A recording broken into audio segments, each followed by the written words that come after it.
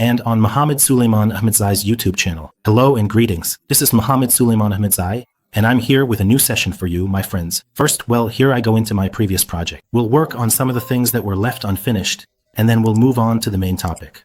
We've covered everything except for this one menu that opens up here. In this menu, the first option you see is called Duplicate Project. Duplicate Project. In our example, we've already covered this part once. We right-click on it and select Duplicate Project. This is for us. Copies our project for us.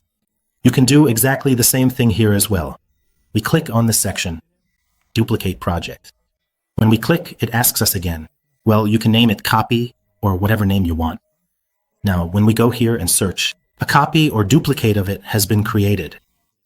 In this section, we had previously discussed Change Cover Photo, which by default brings up this photo for you. For example, if we say the cover photo should be something vintage, it means the cover photo of your project or the account cover would be an image like this. Like it's from these two rabbits. Well, we can change any of them with Change Cover Photo. After that, we have something else called Project Backup. We had an option in this section. Earlier, when we hadn't worked with it, we said we'd come back to it called Import Backup. What is the purpose of Import Backup? Overall, for example, what do you do in your project yourself? We save the slide or our own video clip as a backup. It makes a difference how we save it. What's the difference if it's saved as a copy? For example, if you have a project that's 1 gigabyte, if you make a copy, it becomes another gigabyte. Well, it becomes 2 gigabytes, and if you make 3 copies, it becomes 3 gigabytes. So it could be 3 gigabytes, but a backup isn't like that. A backup always takes an image. That means it takes an image of your whole project as code, so whenever you want to run it again, it creates a project exactly like yours. When you duplicate it, in fact, it saves 2 separate projects. That also takes up as much space as it needs, as much as the second one requires. But if we want, we can tell it to save as a backup instead. For example, I can delete the copy. For example, we go into the version list. We tell it to back up this project for us. Again, here we select to back up the project. It asks at which address, so we click on Choose Location. We say, for example, on the desktop. In the video project folder. Inside this folder, for example, we name it Slideshow and tell it to save it. Now it's saved. Now pay attention here. When we go, it saves the project completely for you. Here, it hasn't just saved it like a regular photo. It has saved it as a code, which is actually an image. This image is the complete backup of our project. But for now, let's see that when we load it, it just appears like a photo for us, and its contents aren't anything special at all. The 600 gigabytes, meaning if I try, it's almost impossible. Whereas the main project itself takes up a lot of space. But whenever we need it, we can go back and tell it to build that project for us again. Again, for these encodes. For this image, it's also been duplicated over there. Again, here we tell it, Import Backup. When we click, it has already created a series of backups for us. When we say open, what does it do exactly? It reboots the scene for us. It opens up. Both have the same name, 12 seconds. 12 seconds. It's exactly like that project, with the full animation view and all its calculations. Something called TeamStar, its own team. What does it do here? This applies everything right above the slime itself or whatever you have. Now notice none of these animations, like the title card for example, we haven't applied anything to them yet. So we come here again. You click on the team section. In the team section, for now, there's no team, so I select it. We have a layer called Adventure.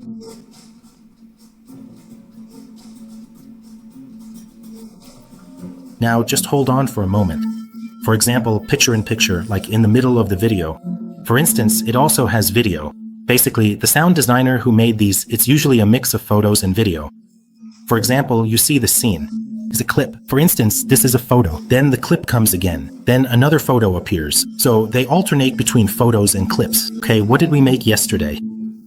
We only worked with photos, but we can bring in both a photo and a video. For example, we can select child, children. For example, we can choose classic. We can pick electric or something like this picture. Most of what we saw were clips. Like here, this is a clip and then a photo again. In short, you can also choose all sorts of different types. These are built in themselves. For example, if I pick one, like electric, For example, I chose electric. I say this Dan. This applies that theme to the top of our document. It also automatically applies the animation. It also applies the other effects by itself. Now try to do it yourself directly, and you applied the theme to the top for us. Look, the animation they've given here is the motion that adds more movement to the pictures.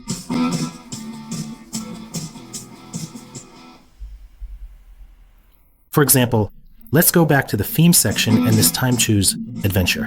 Death.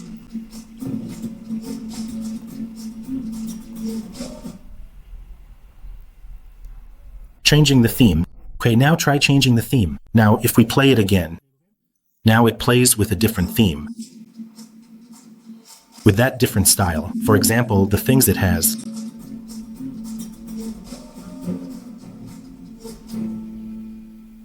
Well, each one is different. In the end, we remove a theme.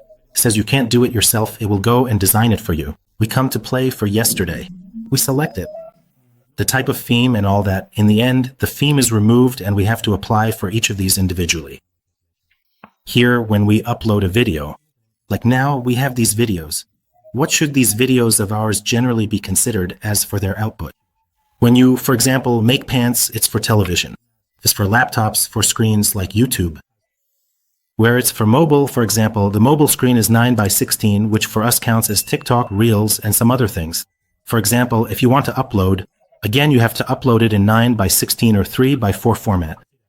If it's for a laptop, it's 16:9, or if it's for a screen, that means the width increases. Or if it's for mobile, the height increases. But you decide first who it's for. For example, if it's for computer or for mobile, you shoot it in portrait mode, meaning vertically, so it perfectly matches the shape of a mobile device. All our photos and screens, again, depending on where we want to upload them.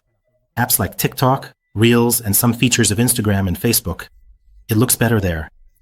Whereas if we tell it, for example, that we're uploading it somewhere else, it goes there. Or for example, we create it. If the output is ultimately for computer, TV, or YouTube videos, it changes again. Unless we specify here that, for now, it's vertical. Whatever the format is, whether it's 9:16 or 3:4, you can rotate it. Even if we tell it mobile screen 9:16, it doesn't come out right. For example, whether it's for a computer, a screen, a phone, or a TV, like for TV or YouTube videos, we still need to set this. In landscape, horizontally, we also choose with you what the format should be, like 16:9, which means the width is 16. The height is 9 inches. You can set it to 4:3, or you can say, no, let's make it 16:9, for example. When you play the video on a TV, or for example, watch it on a laptop, it's 16:9, meaning the width is 16 inches.